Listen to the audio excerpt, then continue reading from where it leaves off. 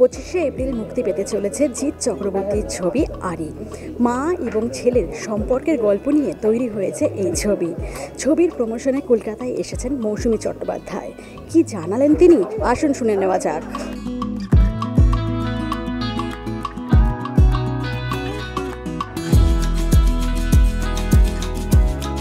আমাদের ছবির যে মেন চরিত্র মৌসুমী চ্যাটার্জি ম্যাম বলবো, এটা হচ্ছে আমাদের কেমিস্ট্রি।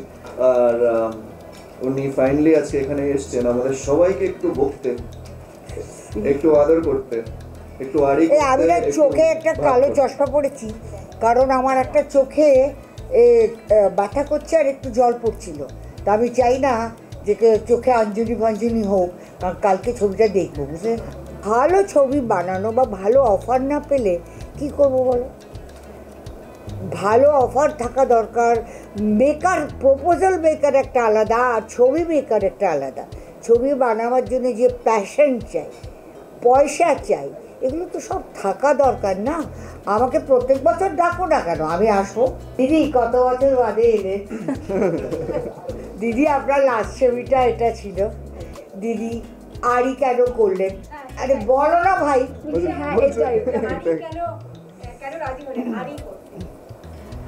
আরিটা করতে আমার খুব ভালো লাগে, কারণ তারপরে ভাবটা আরও ভালো যাবে। এইটা আরি গল্পটা আর আমাদের যে ডাইরেক্টর আছে ওর অ্যাপ্রোচটা খুব ভালো ছিল। কারণ একটু, আর আমার মেয়ে মেঘা এই যে এখানে এসছে, ও অনেকদিন ধরে ধাক্কা মারছিল যে বাড়ি থেকে বেরো, একটা কাজ করো, এই করো। তারপরে মানে ভাগ্যিস করেছিলাম, নাহলে তো এই দুটোকে জানতামও না।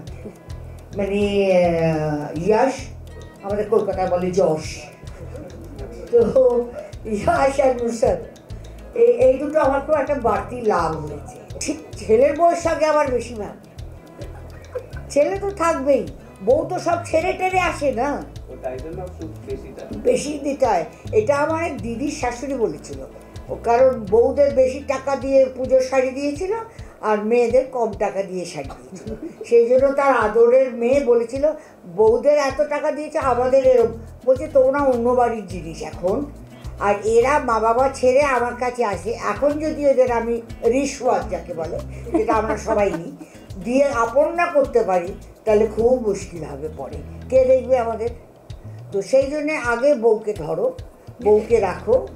বলাটা সহজ, কিন্তু করাটা খুব মুশকিল। কারণ বেশিরভাগ বাড়াই তো ভাবে যে ছেলেটা আমার। যখন তুমি কাউকে দিয়ে দাও তখন ভাবতে হয় যে ছেলেটা ওর, বউটা আমার। সেই জন্য বউয়ের সঙ্গে আমার একটু ভাব বেশি।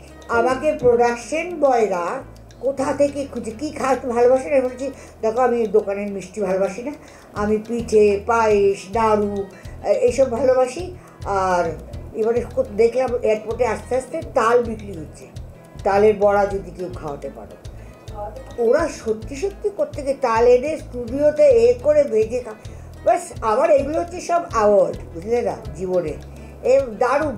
আমাকে এরা খুব দারুণ যত্ন করে করেছে। এদের অনেক ছবি দেখেছি, ইউটিউবে একটা ভর্তি থাকে। আমার এদের দুজনকে দেখতে ভালো লাগে একসঙ্গে। ওরা একসঙ্গে actually they really give compliment to each other. ভালো দেখতে লাগে। মা যখন জন্ম দেয় সন্তানকে না, তখন মাকে কেউ বলতে আসে না যে কেরম করে রাখবে, কেরম করে ধরবে, কেরম করে চান করবে, কিছু লোক দেখিয়ে দেয়। কিন্তু যখন মা বাবা বয়স হয়ে যায়, অনেকেই চায় তারা মাথার উপরে থাকুক, কিন্তু তারা ছেলে মেয়েদের যত্ন না পেলে বাঁচতে পারবে না। তাদের যদি না বোঝো তুমি, তাহলে বাঁচতে পারবে না। কারণ এটা খুব স্বাভাবিক যে বাচ্চা হয়, মা তার টানে যায়, মা তাকে দেখে ঘুমিয়েছে কিনা, খেয়েছে কিনা, তার কি চাই। কিন্তু যখন বয়স হয়ে যায় না, সে বাচ্চাদের কাছে সেটা দেখবার টাইম নেই। এই ছবিতে যারা দেখবে সেটা রিয়েলাইজ করবে আমার ধারণা। আর মনে হয় যে তোমরা চাও যে মা 60 বছর হয়েছে 70 পর্যন্ত বাঁচুক, 70 হয়েছে 80 পর্যন্ত বাঁচুক। এরা গ্রো করতে পারে না আনলেস বাচ্চারা তাদেরকে সেই কি বলবো সাপোর্ট করে বা সাহারা করে বা ভরসা দেয় যে আমি আছি।